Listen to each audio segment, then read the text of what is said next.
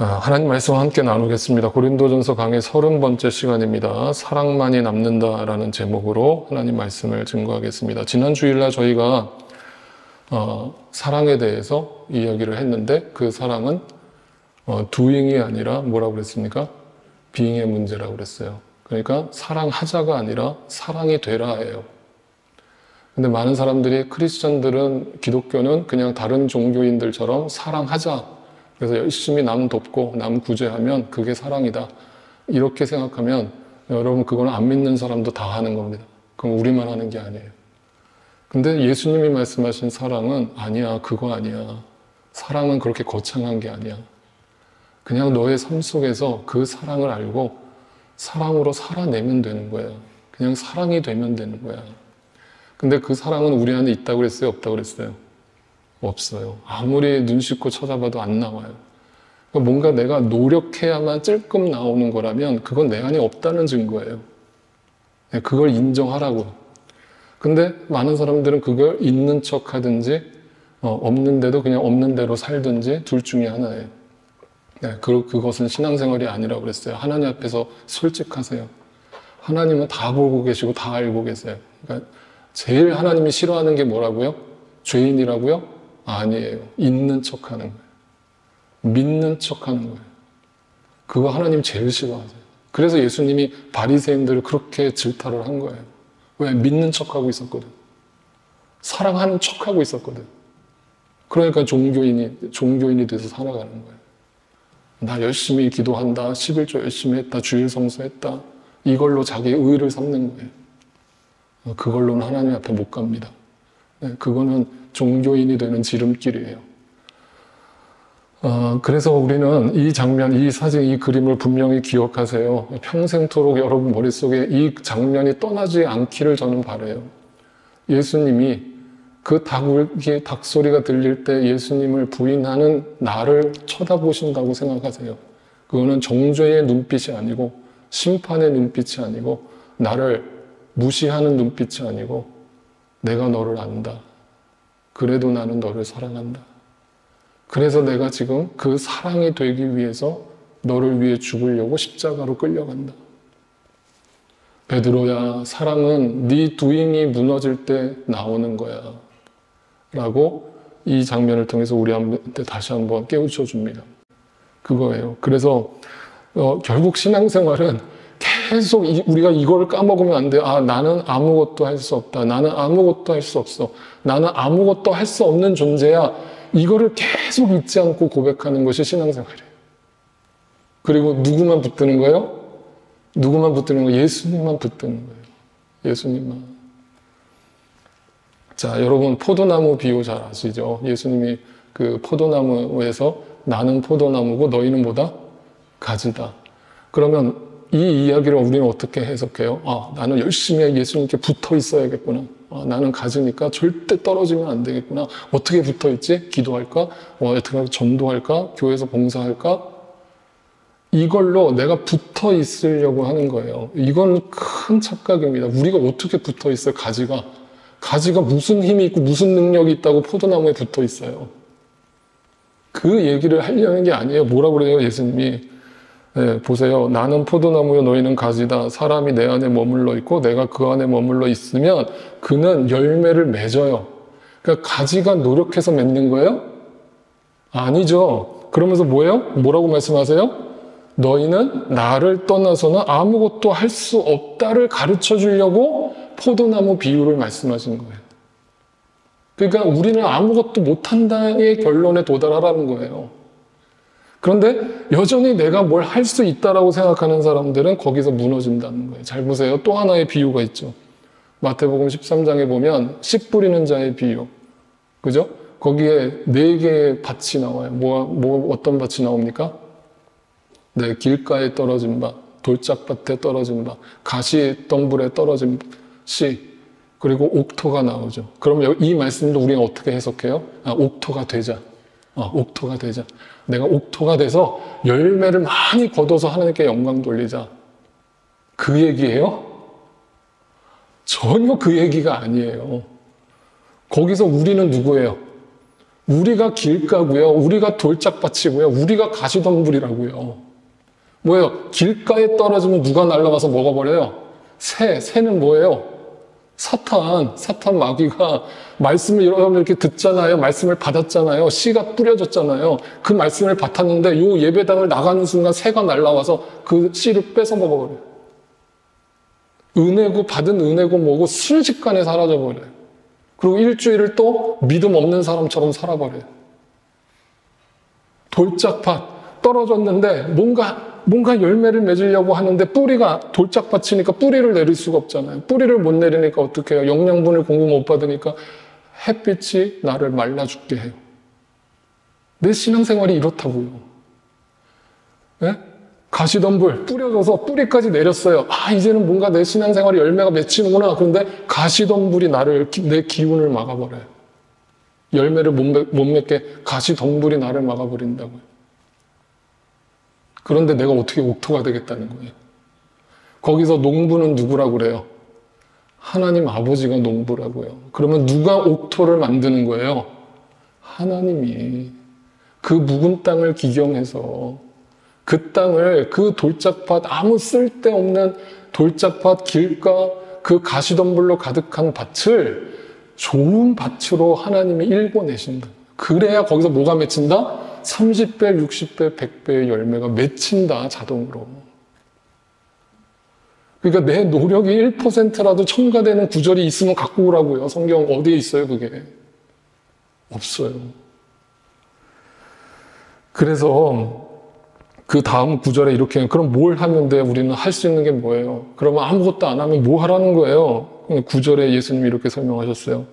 아버지께서 나를 사랑하신 것 같이 나도 너희를 사랑하였다. 너희는 내 사랑 안에 머물러 있어라. 머물러 있어라. 이 말이 무슨 말인지 아세요? 아무것도 하지 마. 아무것도 하지 마. 그냥 그 자리에 주저앉아 있어. 그냥 내 사랑만 받아 먹어. 이거예요. 여러분, 그래서 저희 교회는 제가 처음부터 개척 때부터 지금까지 계속 여러분한테 주장하는 게 뭐 하려고 하지 마세요. 그냥 은혜만 받으세요. 그 사랑만 확인하세요. 그 사랑으로 충만해지세요. 그러면 언젠가 하나님이 나로 하여금 뭔가를 하게 하실 때는 내 힘이 1%도 첨가되지 않은 상태에서 열매를 보게 하실 거예요. 그러면 그게 하나님이 하신 일이에요. 이걸 여러분이 아셔야 신앙생활을 하는 거예요. 근데 여태까지 우리 교회 오셨다가 나가신 분들을 가만 보면 이거예요. 가만히 있으라고 그랬더니 가만히 못 있겠대요. 목사님 왜 우리 교회는 맨날 가만히 있으라고 그래요? 왜 뭘 안 해요? 뭘 좀 하게 해주세요. 신앙생활이 이렇게 재미가 없어요. 그러면서 뭔가를 하라고 부추기는 교회를 찾아가요. 가시더라고요. 그래서 저는 붙잡지 않아요. 왜냐하면 그분이 여기, 그러면 또 생각해보세요. 저희 교회를 찾아오시는 분들이 대부분 어떤 상태에서 오세요? 희한한 게 있어요. 희한한 게 있어요. 초신자들 말고 기존 교회를 다니시던 분들은 대부분 우리 교회를 오실 때 이런 상태로 오세요. 그 두잉에 지쳐서 오세요. 맞아요, 안 맞아요? 그래서 우리 교회 사역자들이 많이 오시는 거예요. 사역자들이 계속 목사님, 전도사님들이 계속 오시잖아요. 왜냐하면 그 두잉 하다가 지쳐버린 거예요. 그게 목회가 아닌데. 그게 신앙생활이 아닌데. 그러다가 우리 교회 오셔서 빙의 문제가 해결되고 재충전되셔서 다시 가시는 건 it's okay. 네, 그거는 축복해주면서 보내는 거예요. 근데 아직 그 빙을, 제가 볼 때는 저 사람이 저 빙을 아직 확인 못했는데 두잉이 답답해서 그 조급함, 가만히 있으라는 걸 못 견뎌서 뭔가 해야겠다라는 생각에서 다른 교회를 가는 분들은 안타깝죠. 안타깝지만 그 과정도 하나님께 있죠. 네, 그것도 하나님께서 깨닫게 하시겠죠. 네, 그런 거예요. 여러분, 우리가 여호수아서를 보지만 이스라엘 백성들이 홍해를 건널 때 하나님 뭐라고 하셨어요? 홍해 가르실 때. 야, 저 홍해 바다 모세야, 이스라엘 백성들 지도자들 끌고 니네가 바닷속으로 들어가. 그러면 홍해가 갈라질 거야. 이렇게 하셨어요? 아니요. 가만히 있으라고 그랬어요. 가만히 있어. 아무것도 하지 마. 오늘날 내가 너희를 어떻게 구원하는지 지켜봐. 이거거든요. 이게 뭐냐면 사랑으로만 충만하라는 거예요. 사랑으로. 나의 사랑만 확인하라는 거예요. 그런데 그 사랑을 충만히 충만하게 이스라엘 백성들이 받았다면 40년 광야 생활을 왜 했겠어요? 왜 한 거예요? 그 사랑을 확인을 못 하는 거예요. 그 사랑을 안 받는 거예요. 그 사랑을 못 보는 거예요. 그러니까 아직 준비가 안 된 거예요. 그래서 40년 동안 뺑뺑이를 돌리는 거라고요. 너는 아직 사랑이 뭔지 몰라. 내 뜻이 뭔지 몰라. 너희는 아직 믿음이 뭔지 몰라. 그러니까 계속 그 두잉이 완전히 무너질 때까지 이 광야에서 뺑뺑이 계속 돌아. 가만히 있어. 아무것도 하지 마. 시간 낭비해. 그 웨이스트가 축복이야. 하나님은 철저하신 분이에요. 대충 없어요, 하나님은. 완전히 1%라도 내 힘이 나오면 하나님은 역사 안 하세요. 그런데 이스라엘 백성들이 달라졌죠. 드디어 40년 광야 생활을 끝내고 이제 어디 앞에 또 서는 거예요. 홍해랑 똑같은 사건이 벌어지죠. 어디에요? 요단강 앞에 서잖아요. 그 요단강 앞에 섰을 때 하나님이 뭐라고 명령하세요? 이번에도 가만히 있으라고 그래요? 모세야, 언약궤, 하나님 말씀을 앞세워서 들어가. 당시 요단강이 어떤 상태였다고 그랬어요? 우리는 홍해는 바다니까 엄청나게 깊고 강이니까 뭐 그 정도는 뭐 들어가도 죽지 않겠지 생각하실지 모르겠지만 당시 요단강은요, 성경에 분명히 기록돼 있어요. 추수 때가 다가와서 이 뚝이 넘칠 정도로 가득 찼다고요. 그러면 거기 들어가면 어떻게 된다는 얘기예요? 죽는 거예요. 그것도 무거운 언약궤를 메고 들어가라고요? 이거는 죽으라는 얘기예요. 지금 여러분이 하나님이 여러분에게 그 명령을 하신다고 할 때 아멘, 저 들어가겠습니다 하실 분 있으면 마음으로 손 들어보세요. 그러면 여러분은 그 광야를 끝낸 거예요. 그 사랑을 안 거예요. 이제 하나님이 내 믿음 가운데 들어오신 거예요. 그런데 거기서 조마조마하고 뒷걸음질을 친다면 여러분 아니에요. 아직 아니에요. 여러분 다시 광야 뺑뺑이. 다시 광야 뺑뺑이. 그런데 그 순간에 어느 순간 나에게 믿음을 주셔서 나 미친 거 아니야? 할지도 나도 모르겠는데 그 요단강에 발을 딛고 있는 거예요. 내가.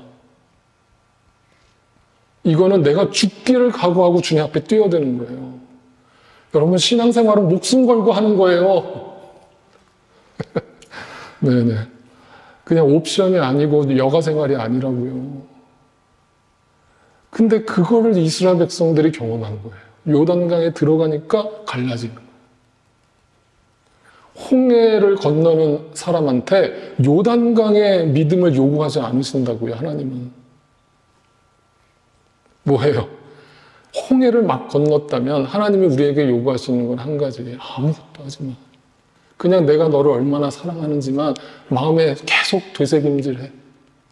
내가 너와 함께하고 있다는 것만 마음속에 확인해. 그리고 어느 순간 믿어지면 내가 너를 감당할 만큼의 시험만 준다고 그랬잖아요. 홍해를 막 건넌 사람에게 요단강의 시험을 주지 않는다고요, 하나님은. 절대로. 감당할 만큼만 주신다고요. 근데 어느 날 나에게 하나님이 내 목숨을 내놓으라고 요구하신다면 그때는 내 믿음의 분량이 그 정도 잘하는 거예요. 순교는 아무나 하는 게 아니에요. 그래서 하나님이 그 믿음의 분량을 채운 사람들을 순교의 축복으로 이끄시는 거예요. 그래서 지금 우리는 뭐 하고 있다? 네, 광야 40년 뺑뺑이 돌고 있다. 그거 생각하시면 돼요. 그런데 문제가 있어요. 이 사랑을 충만하게 경험하지 않았을 때, 그리고 대충 요단강을 건너서 가나안 땅에 들어가려고 할 때 무슨 일이 벌어지는 줄 아세요? 그게 성인 아이가 돼버리는 거예요. 성인 아이. 성인 아이가 무슨 말이냐면 상담 용어인데 몸은 어른이 됐어요. 나이는 먹었어요. 나이는 30대가 되고 40대가 되고 어른이에요. 누가 봐도 어른이에요. 근데 하는 짓을 보면 어린애. 6살, 7살짜리 어린애 같이 행동을 해요. 여전히 내 욕구를 절제하지 못하고 내 욕망을 쫓아서 살아요. 하고 싶은 말대로 막 내뱉어버리고 절제를 못해요. 그걸 뭐라고 그래요? 성인 아이라고 그래요. 몸은 어른이 됐는데 마음은 자라질 않았어요. 왜 그래요? 애정결핍. 애정결핍. 부모로부터 충분한 사랑을 받지 못한 자녀들이 그 사랑이 늘 목마른 거예요. 사랑이 목마른 상태에서 몸은 어른이 됐는데 정신 연령은 7살 수준이에요. 7살 수준. 그러니까 집착하는 거예요. 집착. 돈에 집착하고 어떤 소유에 집착하고 내 어떤 생각과 내 고집과 내 아집에 집착하고 그걸 절대 못 내려놔요. 왜? 그거 내려놓으면 나 죽는 거니까. 나 죽는다고 생각하니까. 그런 거예요. 여러분 절대 신앙 안에서 성인 아이가 되지 마세요. 먼저 아무것도 하지 마시고 하나님 앞에서 그 사랑만 날마다 확인하세요. 어떻게 사랑을 확인하죠? 어떻게? 말씀 속에서, 예배 가운데, 기도 가운데. 여러분 제가 이런 말씀도 드려요. 여러분 예배가 얼마나 중요한지 아세요? 얼마나 중요한지 아세요? 저는 예배, 주일날 이렇게 예배를 드리러 오잖아요. 주일 아침부터, 사실 뭐 토요일부터요. 설교 준비할 때부터 극도로 예민해져요. 저는. 저 그런 예민한 성격 아니거든요. 그렇다고 막 제가 와이프한테 소리 지르고 애들한테 소리 지른다는 게 아니라 극도로 예민해요. 왜 예민할까요? 네. 저는 이렇게 우리 강 집사님은 늘 와서 같이 준비하니까 보시지만 저는 음향도 막 예민해요.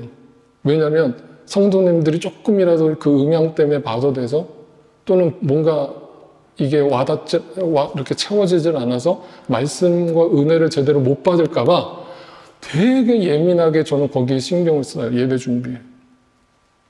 여러분 왜 그럴까요? 제 성격이 완벽주의라서? 예? 왜 그럴까요, 여러분? 이게 제 잡이라서? 극도로 예민해진다고요. 이유는 하나예요. 딱 이렇게 말씀드릴게요. 아이들한테 여러분 요리해 줄 때 대충 만들어요? 사랑과 정성을 담아서 해요? 그래서 왜 아무리 저 유명한 식당에서 먹는 음식이 맛있어도 집밥과 비교가 안 되는 이유가 뭐예요? 그 속엔 엄마의 사랑이 담겨 있잖아요. 그 사랑을 먹는 거거든요, 자녀들은. 그럼 제가 왜 예배 준비할 때 극도로 예민할까요? 네, 그 아이를 위해서 요리하는 엄마의 마음이에요. 최고의 음식을 준비하고 싶은 거예요. 극도로 예민해지는 거예요. 그런데 여러분들은 자식 입장에서 그걸 받아먹는데 아무런 기대감이 없이 와서 먹으면서 불평해. 아유, 오늘 좀 별론데, 오늘은 좀 죽인데, 밥이 아니라. 여러분, 죽을 먹어도 때로는 보리밥을 먹어도 그 안에 담겨있는 제 사랑과 그 정성을 보시고 아멘으로 받으실 수 있기를 바라요. 네, 진심이에요. 사랑을, 여러분이 그 사랑을 받기를 바라는 거. 이 예배 가운데 그 사랑을 확인하지 않으면 어디 가서 사랑을 확인하겠어요? 특히 초신자들 경우. 그러니까 우리 교회 직분자들은 잘 들으세요. 적어도 예배 10분 전에 오셔서 이 예배를 위해서 중보하세요. 얼마나 이 예배가 중요하며 이 예배가 흐트러지지 않고 온전히 집중되어지는 예배가 될 수 있도록 기도하세요. 네, 그렇게 예배를 드리세요. 이 예배는 하나님의 사랑을 확인하는 굉장히 중요한 자리예요. 네. 그게 아니라면 뭐하러 우리가 교회에 오겠어요? 그냥 저기 인터넷으로 예배 드리지.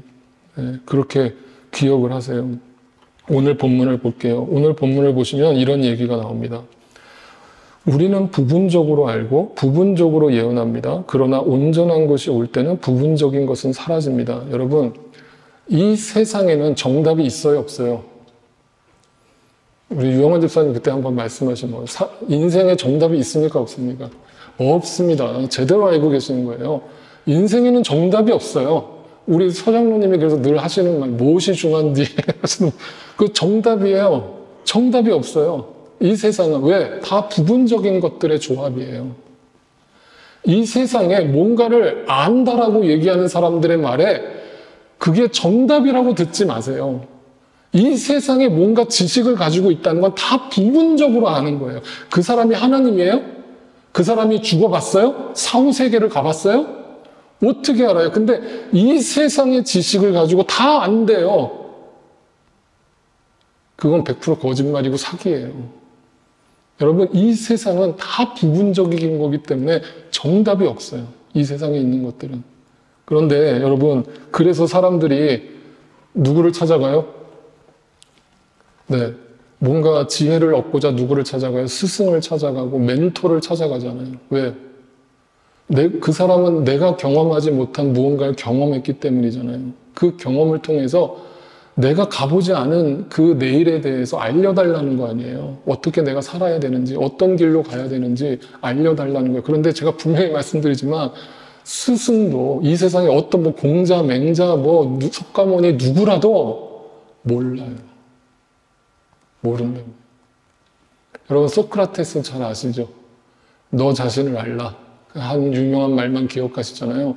소크라테스가 이 사람이 아주 괴짜였다는 건 아시죠? 괴짜였는데 이 사람이 하도 괴짜여가지고 그 왕한테, 당시 왕한테 가가지고 직언을 한 거예요. 너 그렇게 살지 말라고. 너 자신을 알라고. 철학자 주제에 왕한테 가서 그렇게 직언을 한 거예요. 그랬더니 왕이 열 안 받아요? 받아요. 열 받잖아요. 그래서 어떻게 해서 소크라테스를 망언죄로 그 당시에 그런 법이 없었어요. 망언죄로 감옥에 가둬버렸어요. 소크라테스. 그랬더니 소크라테스의 제자들이 와가지고 스승이요, 어떻게 이런 법이 있습니까? 어떻게 이렇게 말도 안 되는 이런 법을 불법적으로 당신을 감옥에 가둘 수가 있습니까? 이렇게 물어요. 그때 소크라테스가 뭐라 그래요? 악법도 법이다. 네, 그 얘기가 거기서 나오는 거예요. 그러면서 뭐라 그래요? 그러니까 그냥 감옥에 가둔 게 아니라 사형 선고를 내려버려요. 소크라테스한테 왕이. 그러니까 제자들이 막 난리가 난 거야. 왕이요, 이건 너무 억울합니다. 어떻게, 스승이요, 어떻게, 당신 너무 억울합니다. 어떻게 이렇게 죽습니까? 죽음이 두렵지 않으십니까, 스승님? 그랬더니 소크라테스가 뭐라 그런지 알아요? 이렇게 해요. 두렵기는 왜 두렵니? 아무도 가보지 않은 길을 가는데, 아무도 가보지 않은 길이라 두려움도 없는 거야. 이게 무슨 말인지 알아요? 나도 가봐야 알아. 야, 죽는 게 왜 두려워? 죽음 위에 뭐가 있어? 지옥이 있을지 천국이 있을지 나는 몰라. 안 가봤어. 나도 몰라. 가봐야 알겠어. 세상에 가장 지혜롭다고 하는 소크라테스도 죽음 이후의 세상은 모르는 거예요. 부분적으로 안다고요. 그런데 그 사람을 멘토로 삼고 그 사상 앞에 무릎을 꿇고 그 얘기를 듣고 있는 이 세상에 많은 불쌍한 사람들이 있는 거예요. 여러분, 예수님은 그런 이야기를 한 게 아니라 이 세상에 있는 것들은 다 부분적인 것들이에요. 정답은 없어요. 그런데 뭐예요? 온전한 것이 있다고 해요? 없다고 해요? 있다고 해요. 그러면 이제 여기서 또 한 가지 퀘스천이에요. 여러분, 오늘은 계속 제가 질문을 던질 거예요. 우리가 또 여호수아 묵상하잖아요. 하나님께서 왜 그 여리고성을 무너뜨리고 또 그들에게 약속하실 때 젖과 꿀이 흐르는 땅으로 인도하겠다고 약속을 하셔놓고 왜 그들에게 그 참혹한 전쟁, 그 정복 전쟁의 한 복판에 서게 하셨는가? 도대체 하나님은 우리에게 그 젖과 꿀이 흐르는 땅, 뭔가 축복을 상징하는 땅을 주실 것처럼 약속을 해놓으시고는 왜 우리를 이 땅에서 고통 가운데, 고난 가운데 처하게 내버려 두시는가? 그 수많은 영적 전쟁에서 싸우게 놔두시는가? 욥기 얘기를 해볼까요? 그 욥은 의로운 자라고 분명히 성경에 기록하고 있는데 왜 하나님은 그 의로운 욥에게 고난을 허락하시는가? 이 질문을 계속 떠올려 보는 거예요. 그러면 뭐예요? 거기서 우리가 안다라고 얘기하는 것은 성경에 근거해서 안다라고 말하는 것이지만 사실은 모른다가 정답이에요. 왜? 우리는 부분적으로밖에 모르기 때문에. 그래서 하나님이 내가 예수를 이렇게 잘 믿는데 내가 정말 말씀의 본질을 쫓아서 살아가려고 몸부림을 치는데 왜 여전히 나에게 계속 이렇게 고난이 옵니까? 왜 저 안 믿는 사람에게는 계속 좋은 일이 생기고 축복이 생기는데 예수를 믿는 나에게는 이렇게 어려움이 찾아옵니까? 왜 욥에겐 고난을 줬습니까? 왜 그 젖과 꿀이 흐르게 해주겠다는 이스라엘 백성들에게 영적 전쟁을 주십니까? 이 질문에 대해서 답을 찾지 못하면 우리는 계속 어디에 머물러 있는 거냐면 부분적인 거에 붙들려 있는 거예요. 그러면 이렇게 얘기할게요. 그 부분적인 거에 붙들리면 어떤 결과를 초래하냐면요. 불평과 불만밖에 없어요. 왜? 부분적인 것밖에 안 보이니까. 나에게 왜 고난을 주시는 거예요, 도대체? 하나님, 나한테 축복을 주시겠다고 약속해 놓으시고 왜 나에게 계속 이 고난이 끊이질 않는 거예요? 그 부분적인 거에 붙들리면 나한테 나오는 건 하나밖에 없다고요. 불평, 불만, 한숨, 그리고 불신. 하나님이 있기는 어디 있어? 개뿔. 네, 그 얘기를 하는 겁니다. 그런데 중요한 것은 온전한 것이 온다고 얘기를 하는 거예요. 도대체 그 온전한 것이 무엇인지에 대해서 그 의미를 또 한번 생각해 볼게요. 잘 들어보세요. 자, 부자 나사로 이야기를 여러분 아시죠? 부자 나사로 이야기. 그 부자가 둘 다 죽었어요. 근데 부자는 어디 갔어요? 네, 음부에 떨어졌어요. 지옥에 떨어졌어요. 나사로는 어디로 갔어요? 천국에 갔어요. 천국에 가니까 나사로를 누가 환영해 줬어요? 누가 반겨줬어요? 예수님이? 예수님이 아니고 아브라함이 나오죠. 그때 갑자기 왜 네가 거기서 나와? 이제 좀 당황스러운데 아브라함이 나타나서 네, 그 나사로를 품어주는 거야. 야, 잘 왔다. 천국에 잘 왔다. 나사로야. 하면서 아브라함이 등장해요. 근데 그걸 누가 보고 있어요? 네, 부자가 음부에서 보고 있는 거예요. 천국에서 나사로를 끌어안고 있는 그 아브라함을 보면서 물어요. 아브라함이여, 우리의 믿음의 조상이여, 그 나사로에게 시켜서 내가 지금 목에 타서 죽을 지경이니까 나한테 물 한 모금만 손에 찍어서 떨어뜨려 주십시오. 내가 그 한 모금만 먹으면 내가 소원이 없겠습니다. 은혜를 베풀어 주세요. 여러분, 그때 아브라함이 뭐라고 얘기를 하는지 보세요. 아브라함이 그 부자에게 이렇게 얘기합니다. 잘 들으세요. 얘야, 되돌아봐라. 네가 살아있을 동안에 너는 온갖 호사를 다 누렸지만 나사로는 온갖 괴로움을 다 겪었다. 그래서 그는 지금 여기서 위로를 받고 너는 고통을 받는다. 그래서 중요한 말이 뭐예요? 네가 살아있을 동안에. 이거를 누가 알고 있는 거예요? 아브라함이 다 알고 있는 거예요. 내가 태어나서 죽을 때까지의 모든 일생을 아브라함이 다 알고 있다고요. 어디서? 천국 가니까. 왜? 천국 가면 온전해지거든요. 모든 걸 다 알게 되거든요. 이 세상에서 겉으로 사람을 속일 수 있고 사람에게 있는 척, 멋있는 척 다 할 수 있지만 천국 가면 그게 다 밝혀진다고요. 온전해진다고요. 우리는 지금 부분적으로밖에 보지 못해서 사람을 좋게 보고 때로는 나쁘게 보지만 천국에 가면 다 알고 계시다.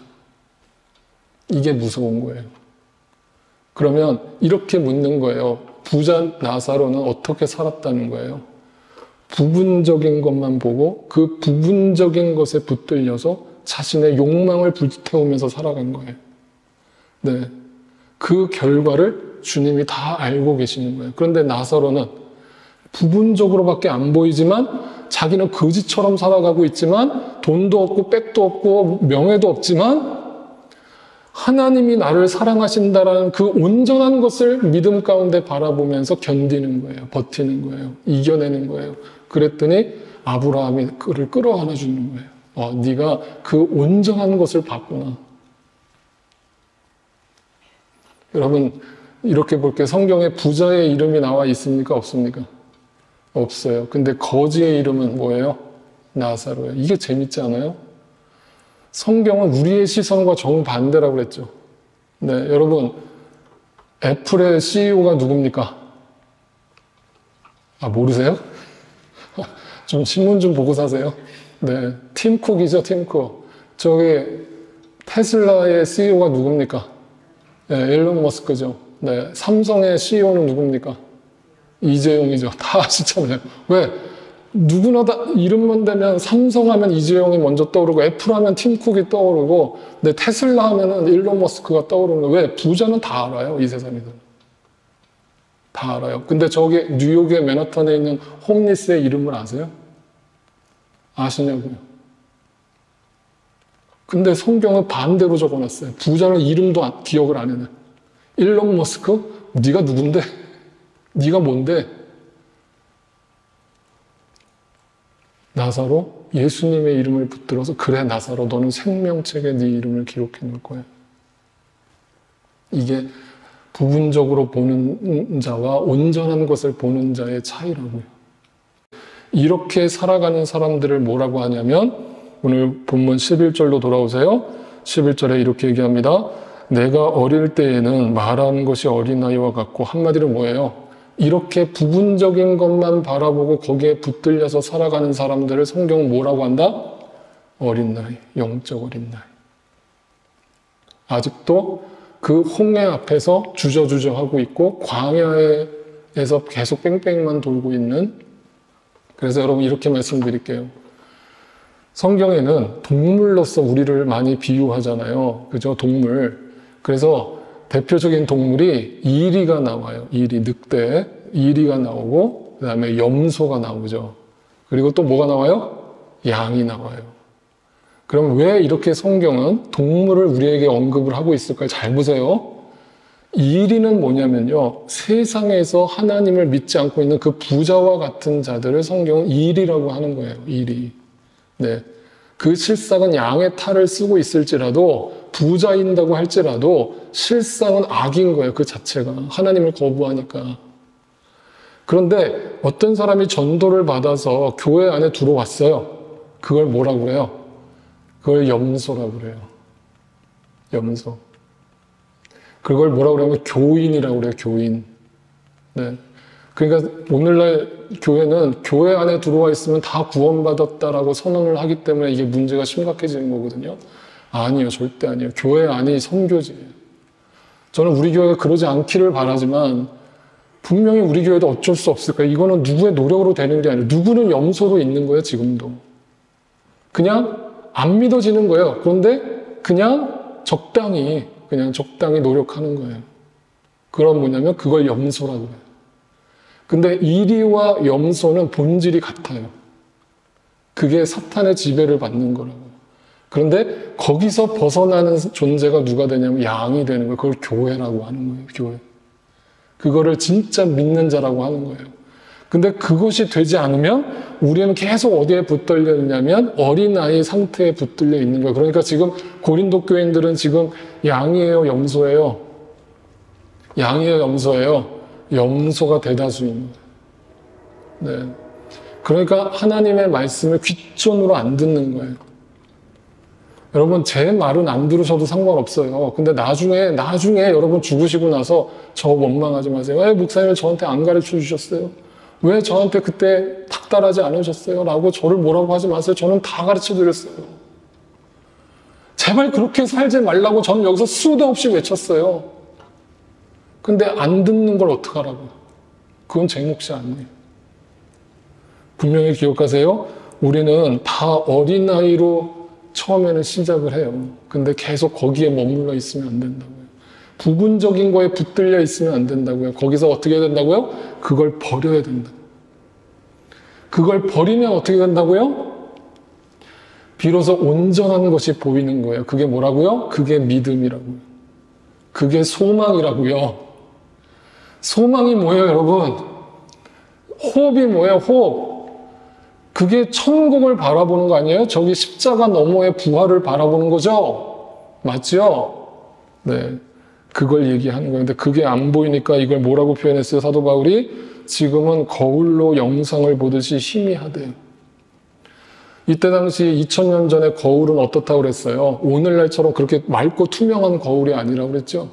이때는 다 청동 거울이란 말이에요. 청동 거울. 그러니까 뿌예요. 거울이 뿌옇다고요. 그러니까 거기다 내 얼굴을 비추면 얼굴이 일그러져 보이는 거, 뿌옇게 보이는 거. 그러니까 거울을 보는 것처럼 희미해요, 지금은.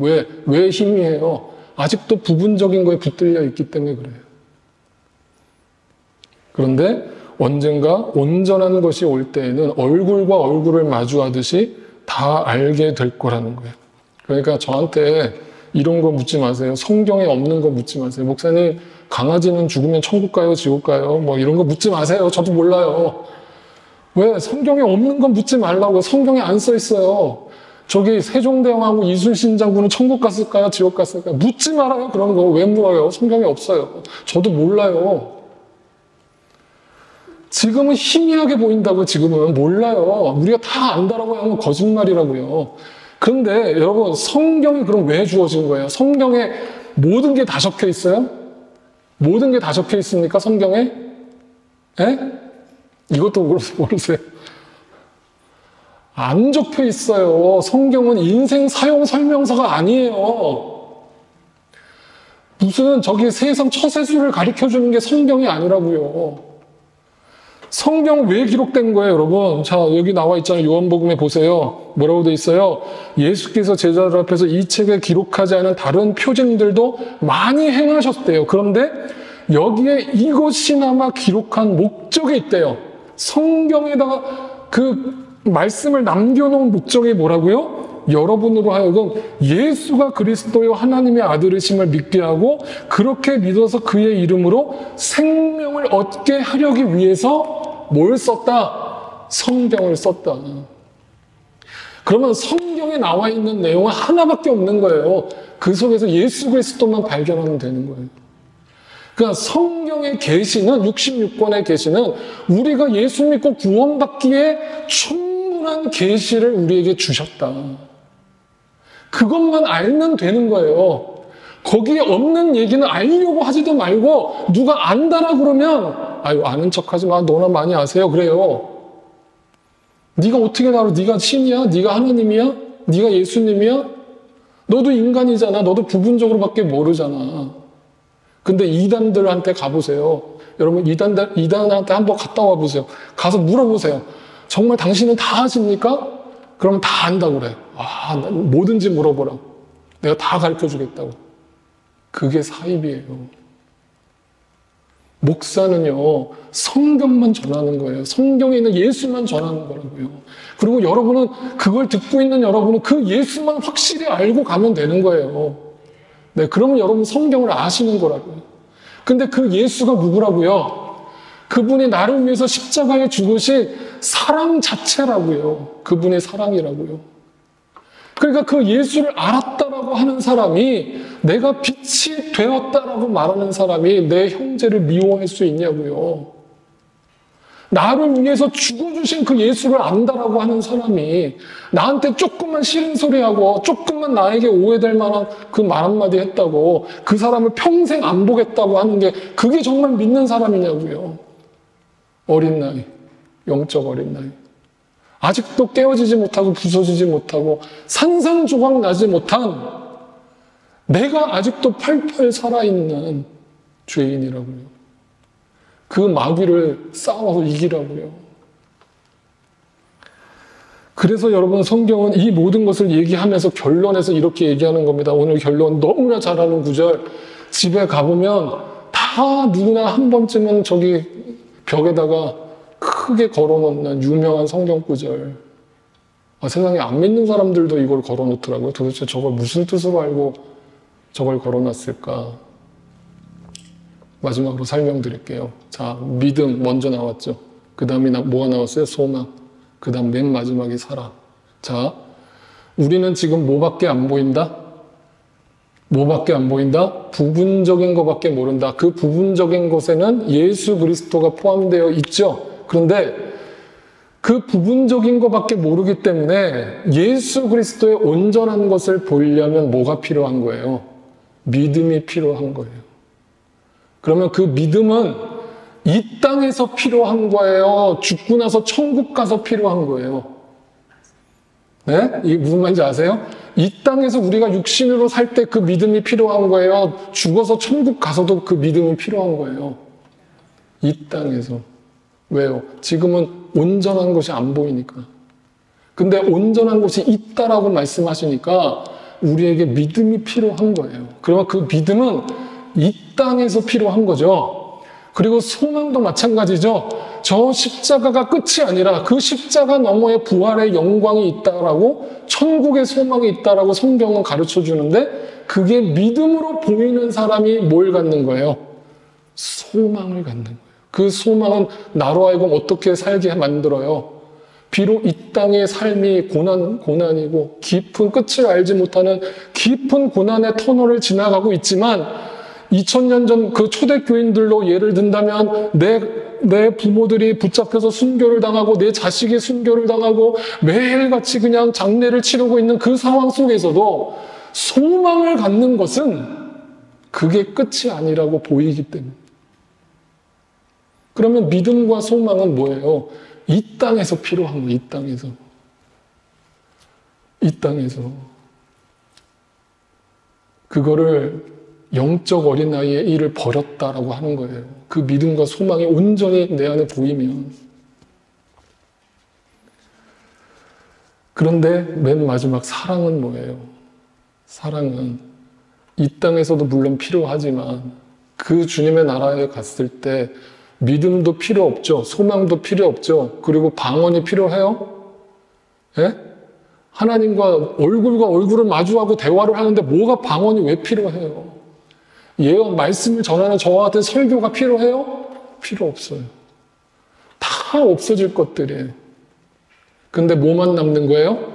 사랑만 남는 거예요. 왜? 하나님이 사랑이시고 예수님이 사랑이시니까. 그러면 그 사랑을 보는 사람이라면 이 땅에서 우리가 어떻게 살아야 된다는 것도 알게 되는 거죠. 신앙생활의 결론이 뭐로 끝나야 된다는 거예요? 사랑으로 끝나는 거예요. 여러분, 마지막으로 이 얘기 드릴게요. 여러분, 결혼 생활을 하나님이 왜 허락하셨을까를 생각해 보세요. 한국에 가면, 지금 한국에서 방송 보시는 분들을 바로 와닿으실 텐데, 한국에서 길을 걷다 보면, 특히 지하철 이렇게 가다 보면 누가 쫓아와요. 쫓아와서, 스토커가 아니고 누가 쫓아와서 갑자기 붙들어요. 저기 잠깐 선생님 말씀 좀 나눌까요? 그래. 네, 왜 그러세요? 혹시 선생님 도를 아십니까? 이렇게 물어요. 그럼, 증산도 또 나와. 그래, 증산도. 그러면 이제 거기서 빠져나오는 방식은, 저 예수 믿어요, 저 교회 다녀요 하고 빠져나올 수도 있지만, 예수 믿어요 그러면요, 더 집요하게 쫓아와요. 그래요? 그러면 진짜 도를 아셔야죠. 그러면서 쫓아와요. 진짜, 저는 너무 많이 한국에서 당해봤거든요. 그때 그냥 이렇게 대답하면 끝나요. 저도 지금 도 닦으러 가는 길이에요. 어디 도를 닦으러 가세요? 어디 산에 올라가세요? 지금 퇴근해서 집에 가는 길이에요. 지금 집에 가는 게 도 닦는 거예요. 왜? 집에 가면 나를 도를 닦지 않고는 살 수 없는, 이게 무슨 말인지 알아듣는 분들은, 네. 여러분, 우리는 지금도 그 사랑을 내 삶 속에서 구현해내기 위해서 하나님 앞에서 날마다 도를 닦고 있는 거예요. 저 왼수를 품으라는데 내가 어떻게 품어야지.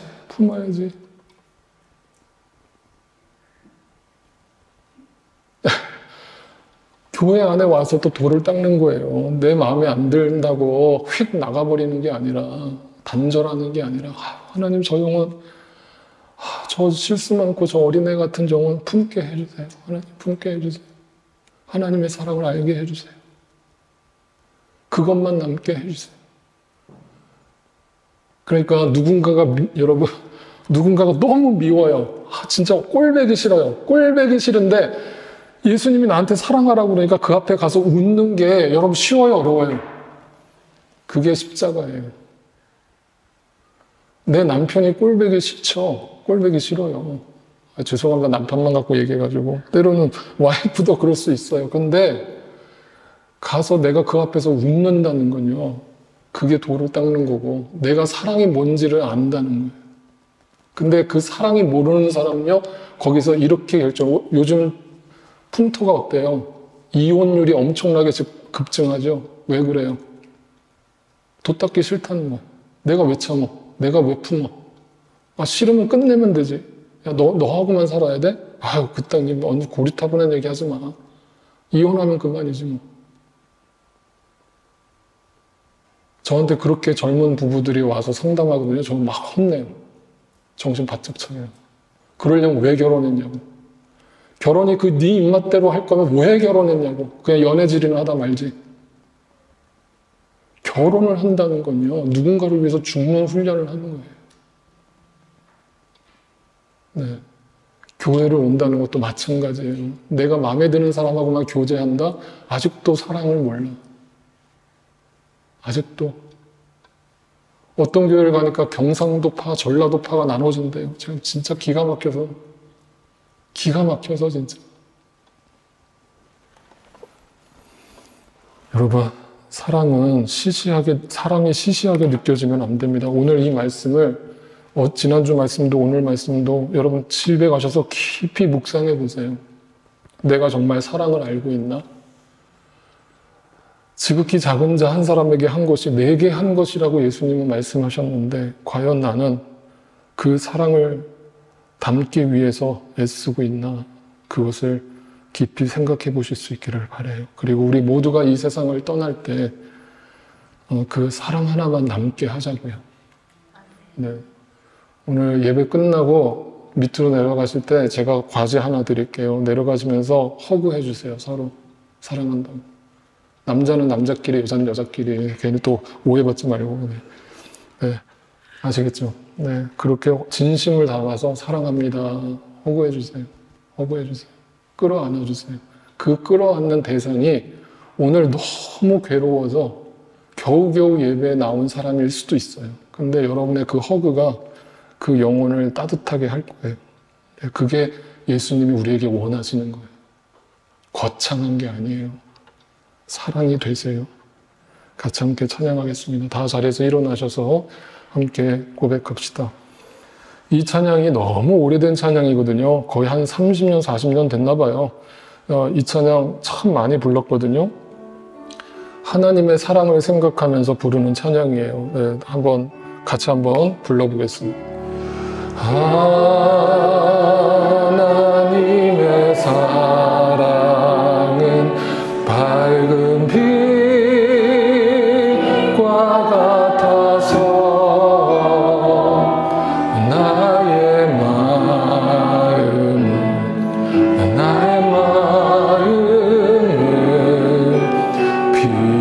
비추이시고